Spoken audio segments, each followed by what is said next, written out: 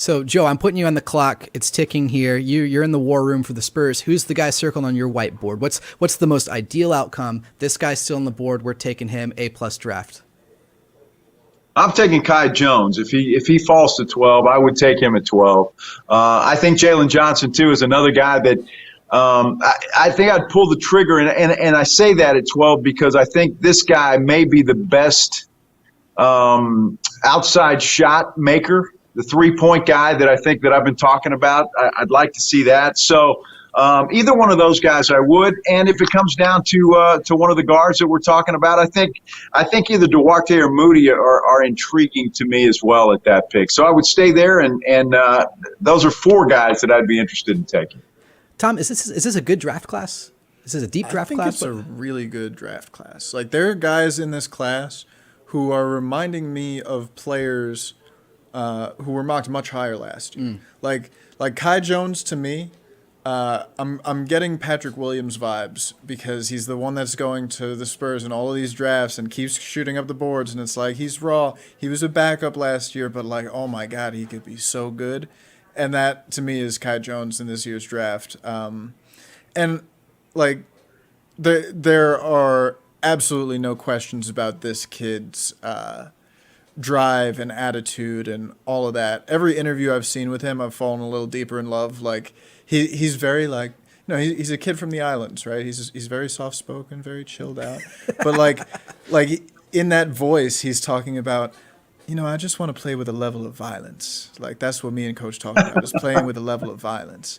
And he does. I was going through the tape yesterday, and, man, like, this kid is a high flyer. And, like, in this draft class, I think I vote him most likely to, catch an alley-oop and scream at you. And just, like, I want to see him and Keldon Johnson, like, Johnson and Johnson screaming into each other's faces. I want to see it. If the Spurs draft Kai Jones, I would be over the moon. There are a couple of guys in this draft who, like, him and Jalen Johnson are my top 2. But there are a bunch. Every other guy on this list, if they draft him, I would be somewhere between, like, okay or okay. It would be hard for them to make a bad pick here. So, I mean, given Kai Jones is a soft-spoken guy from the Caribbean, playing a big position here, do you guys already have your scripts ready to draw the comparisons to Tim Duncan? Is that where we're heading here? Can't wait. Yeah. We got to get him in a We had a lot of success with guys from the islands, so that's good. It's a good way to live, I think. There was some reporting that he went to dinner with the Spurs, got some salmon, talked about some old Spurs greats. I imagine Tim Duncan came up in conversation, and Şengün as well.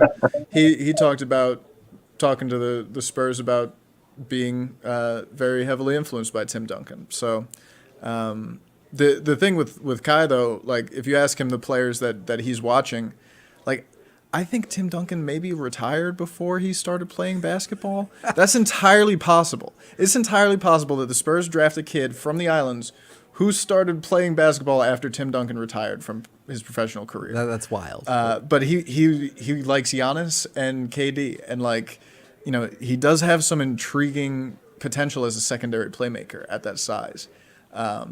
So, yeah, Kai Jones. A lot of people were talking about, like, a lot of people love him, and then the people who don't are like, you only love him because he went to Texas and jumps high.